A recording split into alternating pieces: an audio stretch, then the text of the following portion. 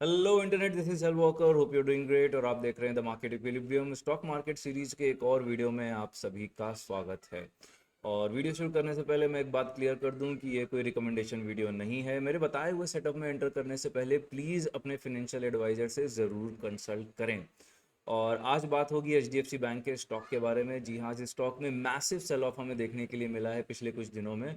और स्टॉक अपने नए 52 वीक लो के आसपास कहीं ना कहीं ट्रेड कर रहा है। इनफैक्ट 2 महीने पहले हमने भी एक व्यू लिया था 920 के आसपास कि एचडीएफसी बैंक यहाँ से काफ़ी वीक हो सकता है और इसके 760 770 लेवल पे जाने के सबसे ज़्यादा चांसेज है। और अनफॉर्चुनेटली आज ये कहीं ना कहीं उसी लेवल या उससे नीचे चला गया है। तो यहाँ से एचडीएफसी बैंक में क्या सेटअप बनता है, इस बारे में आज की चर्चा रहेगी। तो सबसे पहले सारी नॉइजेस को अवॉइड करते हुए हम चलते हैं एचडीएफसी बैंक के मंथली चार्ट में, क्योंकि मंथली चार्ट में आपको एक क्लियर कट व्यू मिल सकता है। तो यहाँ पर एक ट्रेंड लाइन मैंने बनाई हुई है। ये ट्रेंड लाइन चल रही है नवंबर 2020 से।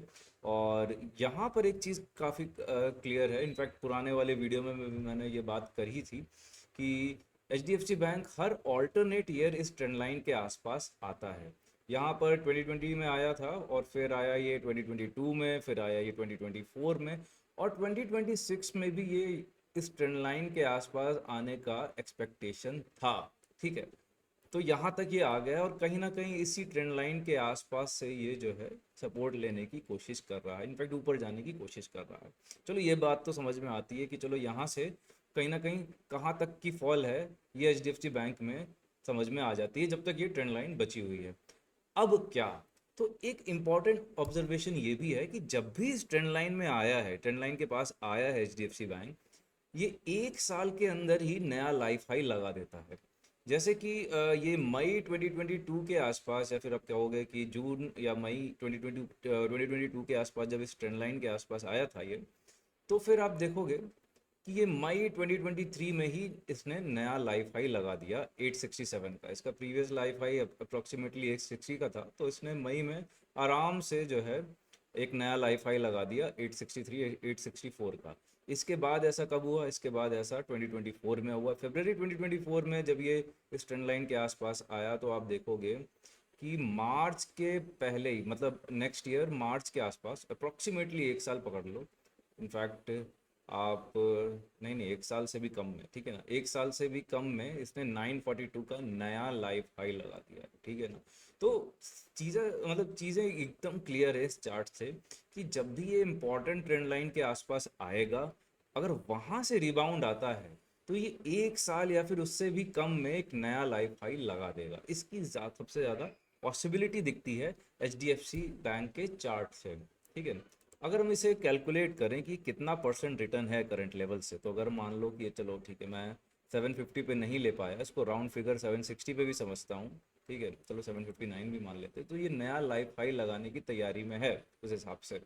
तो अभी करंटली जो है इसका लाइफ हाई है 1023, तो नया लाइफ हाई मान लो कि 102425 जो भी मान लो, तो वो भी यहाँ से अप्रॉक्सीमेटली 34 to 35% है इन एन ईयर, जो कि मेरे हिसाब से एक बहुत अच्छा रिटर्न है फ्रॉम द करंट लेवल्स। और अगर आप डिविडेंड मान लो कुछ ना कुछ 1-2 रुपये पर स्टॉक, आई थिंक 5 या 6 रुपये भी पर स्टॉक ये बैंक दे सकता है डिविडेंड, तो उस हिसाब से भी रिस्क टू रिवॉर्ड काफ़ी फेवरेबल हैं। ठीक है, ऐसा हमें चार्ट पे दिखता है। एक चीज़ और, मैं काफ़ी बात करता हूँ आरएसआई की भी, तो आरएसआई में भी आप देखो कि एक डिसाइसिव रीबाउंड देखने के लिए हमें यहाँ पर मिल गया है। ठीक है, और आरएसआई में हम बनाते हैं सपोर्ट लाइन। ठीक है, तो ये रही हमारी पहली आरएसआई सपोर्ट लाइन। वो कोविड वाला एक एक्सेप्शन था। ठीक है, और उसके पहले हमेशा जो है कहीं ना कहीं ये 43 के आरएसआई से घूम जाता है।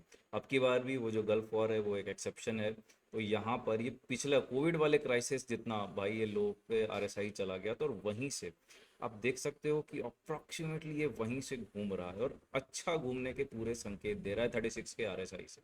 तो हमारे पास यहाँ पे 2-3 कन्फर्मेशन है। एक तो ये ट्रेंड लाइन कन्फर्मेशन है, ये हमारा जो पिछले 4-5 साल का जो ट्रैक रिकॉर्ड है, जो 6 साल से इनफैक्ट जो ट्रैक रिकॉर्ड है वो अभी मेंटेन्ड है।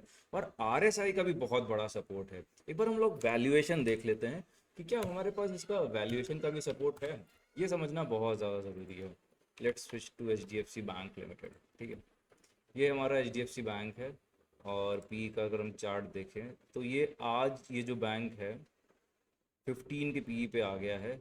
और ये कहीं ना कहीं इसके 5 ईयर्स का लोएस्ट पीई है। इनफैक्ट ये इसके, जी हाँ, 5 ईयर्स के लोएस्ट पीई पे आ गया है। डैम। ठीक है, अगर आप देखो एक बार मैं जरा इस तरह से लॉग इन कर लेता हूँ।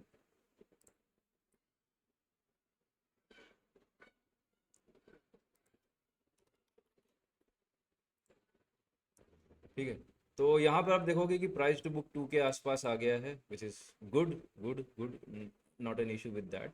और प्राइस टू अर्निंग के हिसाब से भी आप देखोगे तो लोएस्ट इन लास्ट 5 ईयर्स के आसपास ये पहुंच गया है। तो मेरे हिसाब से यहाँ से HDFC बैंक में लॉन्ग पोजीशन बनाना 1 साल के लिए एक अच्छी डील है। ठीक है, मैं एक्सपेक्ट करता हूँ यहाँ से मोर देन 30% रिटर्न। इससे ज़्यादा एक्सपेक्टेशन नहीं करनी चाहिए, क्योंकि 11 लाख करोड़ मार्केट कैप वाला जो है बैंक है। और फिर आराम से बैठ जाना चाहिए। डिविडेंड यील्ड भी अच्छी है, 1.46%। तो यस, मेरे हिसाब से लाइक HDFC बैंक यहाँ से घूमने के लिए तैयार है। और अगर ये यहाँ से घूमता है तो मोस्ट प्रोबेबली निफ्टी भी यहाँ से घूम जाएगा। तो उसके मुझे सबसे ज़्यादा यहाँ से आसार दिख रहे हैं। तो ये था मेरा व्यू HDFC बैंक में। वीडियो अच्छा लगे तो लाइक ज़रूर करिएगा। Hello Walker signing out, piece.